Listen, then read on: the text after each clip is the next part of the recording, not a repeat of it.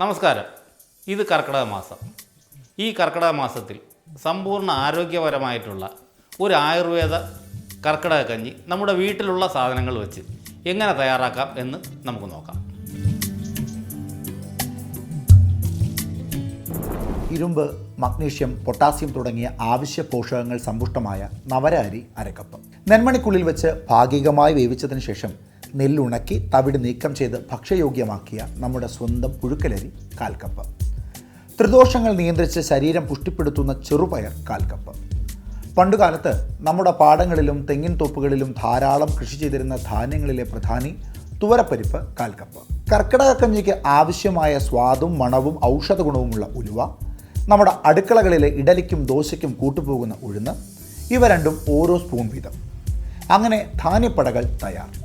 ഇനി കർക്കിടക മാസത്തിലെ ആരോഗ്യ പ്രശ്നങ്ങളെ ചെറുത്തു തോൽപ്പിക്കുവാൻ പോകുന്നതിന് മുമ്പ് 2 മണിക്കൂർ ഒരു ചെറുകുളി ഒന്ന് കുതിർന്നു വരട്ടെ. കുളി കഴിഞ്ഞ് പടപ്പുറപ്പാടിൻ്റെ തന്ത്രങ്ങൾ മെനയുന്ന ധാന്യക്കൂട്ടങ്ങൾ. അവയെ വൃത്തിയുള്ള ഒരു കുക്കറിലേക്ക് മാറ്റി പോരാട്ടച്ചൂടൊന്ന് തണുപ്പിക്കുവാൻ ആവശ്യത്തിന് വെള്ളമൊഴിക്കുന്നു. വെള്ളം മൂങ്ങി നിൽക്കാൻ മാത്രം ആവശ്യത്തിന് മതിയെന്ന് ഓർമ്മിപ്പിക്കുന്നുണ്ട് മനോജേട്ടൻ. പിന്നെ ധാന്യങ്ങൾക്ക് കൂട്ടായി ഒരു നുള്ളു ഉപ്പിട്ട് വേവിക്കാൻ മറക്കല്ലേ എന്നും ഓർമ്മപ്പെടുത്തി. പിന്നെ കുക്കറിൻ്റെ മൂടിയടച്ച് ഭദ്രമാക്കി. ഒപ്പം ഉള്ളിൽ നടക്കുന്ന കാര്യങ്ങൾ കൂകി വിളിച്ചറിയിക്കാൻ ഒരു വിസിൽ. ചെറുതീയിൽ ചെറുധാന്യങ്ങൾ പോരാട്ടം തുടങ്ങുവാൻ പോവുകയാണ്. ഇനി ആ 3 വിസിലുകൾക്ക് വേണ്ടി കാത്തിരിക്കണം. ഇതാ 1-ാം ഘട്ട പോരാട്ടം കഴിഞ്ഞ് ആദ്യ വിസിൽ, 2-ാം ഘട്ടത്തിൻ്റെ 2-ാം വിസിൽ, അവസാന ഘട്ടത്തിൻ്റെ അവസാന വിസിൽ.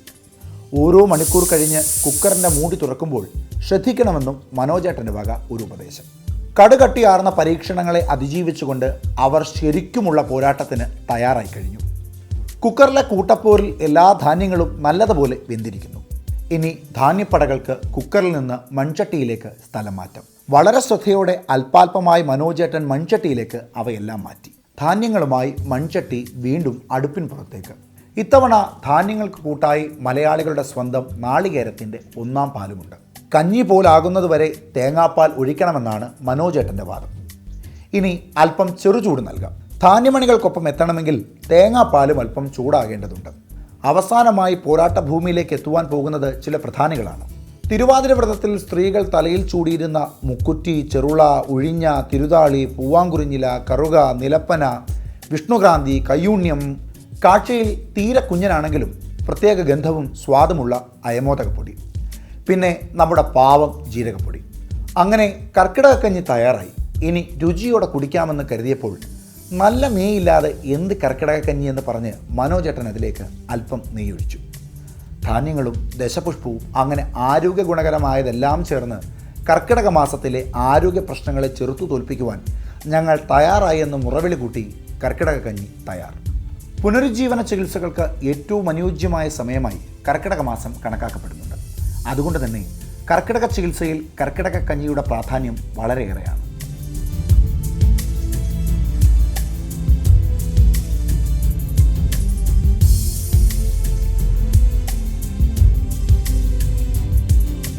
അങ്ങനെ നമ്മുടെ കർക്കിടക കഞ്ഞി റെഡി ആയിട്ടുണ്ട്. നമുക്കത് ഒരു ബൗളിലോട്ട് മാറ്റി ഒന്ന് ടേസ്റ്റ് ചെയ്ത് നോക്കാം. കുറച്ച് ഇത് ഏകദേശം ഒരു ഫാമിലിയിലുള്ള ഒരു 4 പേർക്ക് വരെ ഉപയോഗിക്കാൻ പറ്റുന്ന രീതിയിലുള്ളതാണ് ഞാൻ ഇപ്പോൾ ഉണ്ടാക്കിയിട്ടുള്ളത്. ആളിൻ്റെ എണ്ണം നോക്കി നിങ്ങൾ അതിനനുസരിച്ചുള്ള സാധനങ്ങൾ വാങ്ങിച്ച് ഉപയോഗിച്ച് ഇത് ഉണ്ടാക്കി കഴിച്ച് നോക്കുക.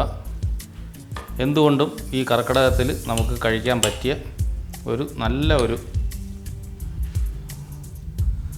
സാധനമാണ് ഈ കർക്കിടക കഞ്ഞി. നല്ല ചൂടുണ്ട്. എല്ലാ മരുന്നിൻ്റെയും ഉലുവയുടെ എല്ലാം കഴിക്കുമ്പോഴത്തേക്ക് അറിയാം. ഒരു പ്രത്യേക ടേസ്റ്റാണ്.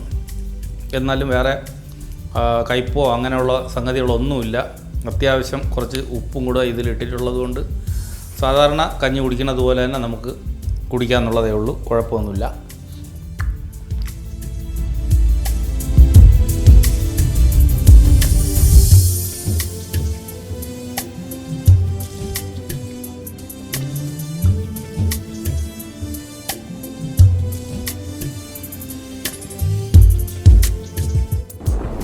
ഞാനുണ്ടാക്കിയ ഈ കർക്കിടകക്കഞ്ഞി നിങ്ങളും ഇതുപോലെ തന്നെ ഉണ്ടാക്കി നോക്കണം.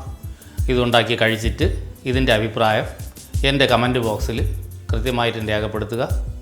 ഇനി അടുത്ത ഒരു നല്ല ഒരു വിഭവമായി നമുക്ക് വീണ്ടും കാണാം. നന്ദി, നമസ്കാരം.